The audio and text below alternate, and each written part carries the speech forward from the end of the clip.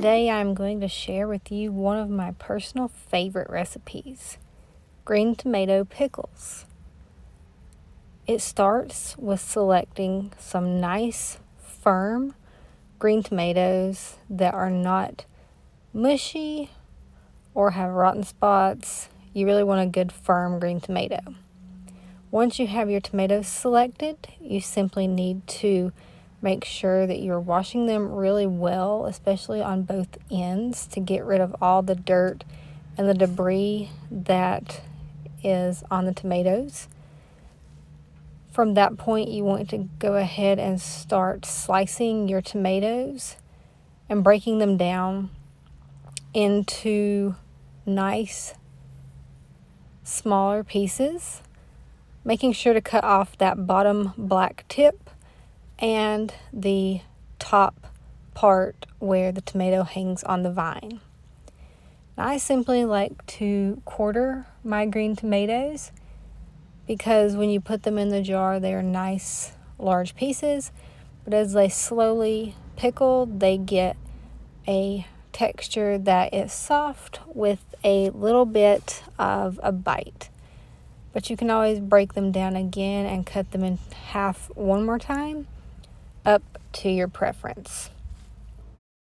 Once your tomatoes have been cut, now it is time to go ahead and slice up an onion to mix in with the tomatoes.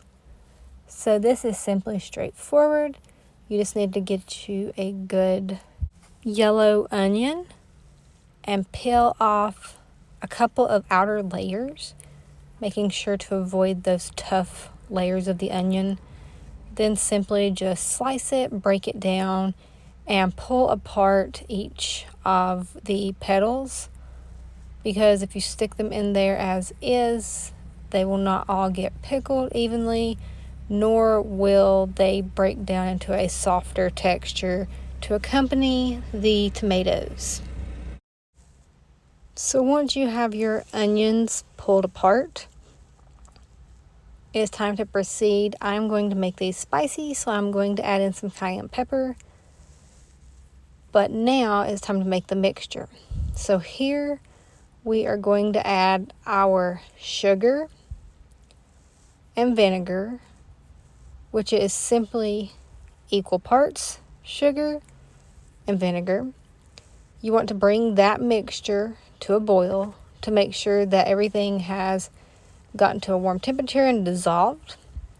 Once it has reached a rolling boil, go ahead and add to that pot your onion petals, which have been broken down and pulled apart from one another.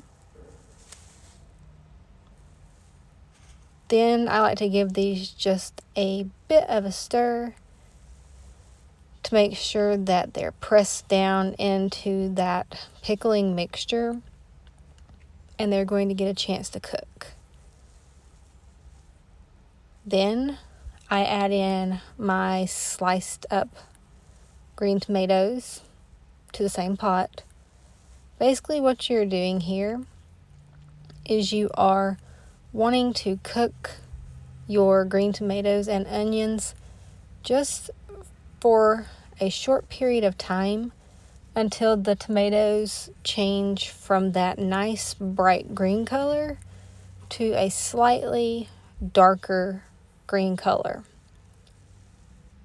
While you're waiting on this, you can go ahead and place your lids into a water bath just to make sure that they are prepped and ready to go when it comes time to jar up your mixture. So as you can see here, the tomatoes have changed colors, and what I like to do is, at this point, since they're ready, get a slotted spoon so that you're not getting a mixture of the vinegar and sugar in every scoop. So you first want to fill your jars, just the tomatoes and onions. Then once you have your jars filled nice and tight, you can begin adding that pickling mixture.